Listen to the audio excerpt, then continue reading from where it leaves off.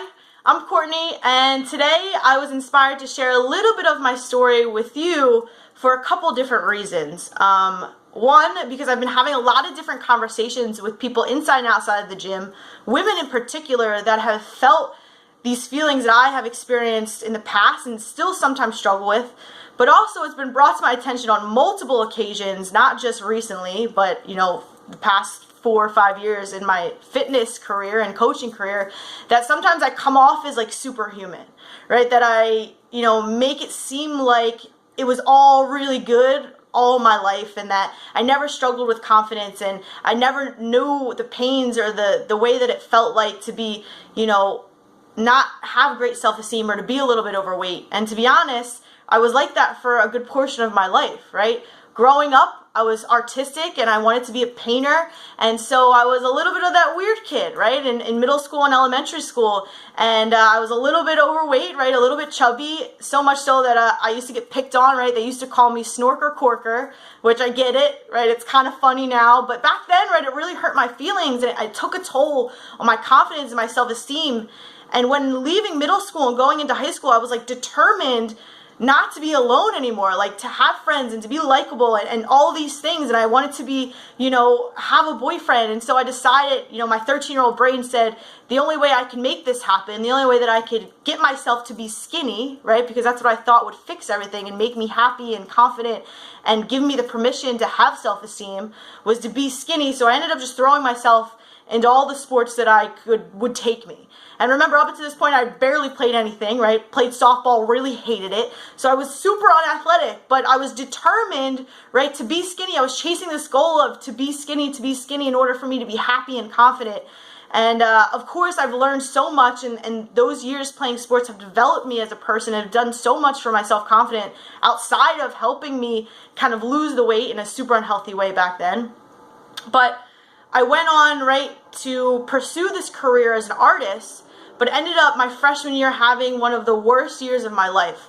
Shortly before I graduated high school, my grandfather, who I consider to be my father, who helped my mom raise me essentially, passed away a couple months before my graduation. Right, I was going through my first ever breakup with the first ever person that I ever had feelings with, right, my boyfriend at the time. And to top it all off, right, not only was I depressed from those two situations, I was in this space, I was surrounded by people all the time in the city, and by these people that I thought were my people, right, my fellow artists, my fellow kind of weirdos, but I didn't fit in there either, right, and I just felt so lost, and I had no friends, and I was just like, I didn't know what to do. But chasing being skinny the first time worked for me. So that's what I continue to do, right? I continue to chase this thought of, if I could just be skinny, if I could just be physically fit and look the way that I want to, that somehow that magically would make everybody like me and I wouldn't feel so alone anymore, and I'd have self-confidence and I'd have the self-esteem to kind of put myself out there, and that I would magically be happy. And so I threw myself into training and into the gym. Now, at this point, I had no idea what I was doing. I was on the machines, and I cooked up this idea that if I would just get a real education, right, if I would just get my true bachelor's in health and exercise science, that I could figure out, right, I could solve this issue of why I felt this way, and I could fix what I thought at the time, my body, so that I could be essentially happy and confident. And through a twisted turn of events, I missed the transfer deadline, but I somehow was able to weasel my way into the College of New Jersey, thankfully, and this was a great fit for me, and I actually found out that I had a true passion for this, right? But I guess you can kind of see where the story is going, is that too, learning all of these things didn't fix that underlying issue of my self-confidence and my self-worth. It wasn't until I actually started to lift from my college lacrosse team and was taught, right, what it meant to really kind of physically push myself and to not focus on being less, being skinny, taking up less space and chasing this dream of less and less and less, but to actually want to put on muscle, to look at how I'm performing. Are my lifts going up? Am I running faster? Am I performing better on the field? Right? Those things became more important to me, and that's when I started to see a change.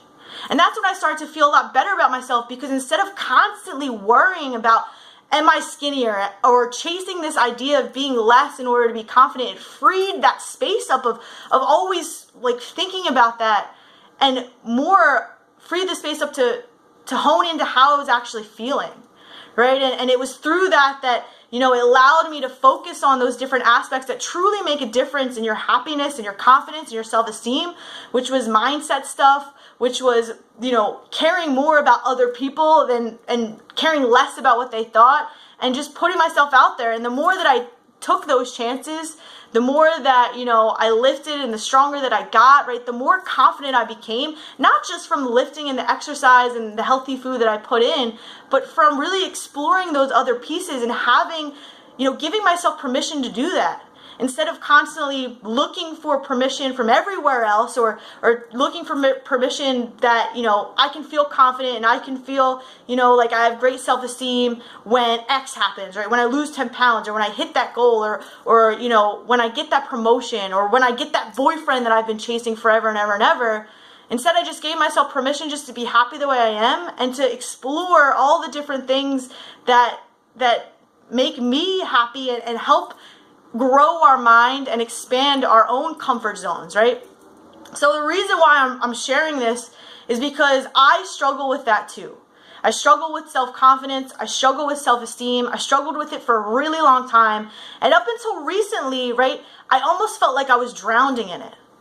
But it was through strength training and the door that it helped me open to explore all these other avenues, that now that those voices that tell me, that question me, that tell me you shouldn't put yourself out there, or you shouldn't, how dare you have the right to say things, or how dare you have the right to coach someone when maybe you don't look like those Instagram fitness models. Yes, I think that from time to time, are so much quieter now.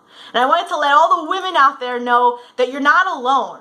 That I feel like that, and I'm a fitness professional from time to time, that I used to feel like that all the time, that girl next to you, that girl across in the corner office, the person that you look up to the most, has her moments as well. Has her moments where she doesn't feel the most confident, where her self-esteem maybe has taken a hit, or there's problems and struggles that she struggles with as well, and that we're not in this alone, right? And if you felt like that, right, if you've, had, these times where you weren't sure of yourself, or where you felt like you couldn't allow yourself to be happy, or you couldn't put yourself out there, or you weren't enough in something, or that, you didn't deserve whatever it is you wanted until you hit it X, Y, or Z, right? Like this, or tell me, like, let us all know in this community that, we're not alone, right? And that, number two, it doesn't have to be your reality forever.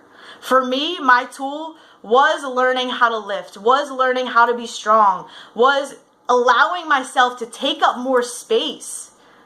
That really kind of helped push me to finding kind of, and being comfortable in my own skin and finding my own power, right? Owning my own throne. But for somebody else, maybe it's something else. But that's why I get so passionate about fitness and health and exercise, because I know the things that it can do for people. I know the things that it can do, especially for girls and for women who were struggling in that same spot that I was for so long.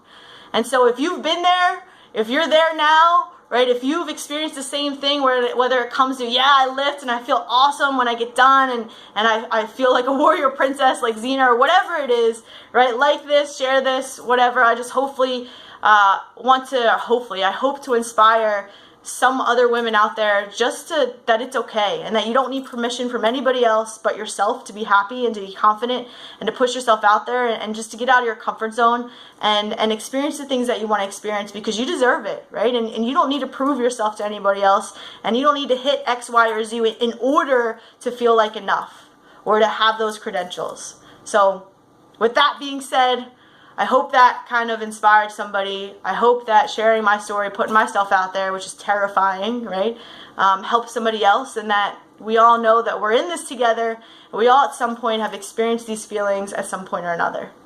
Hope you guys have a great day, and I'll see you on the other side.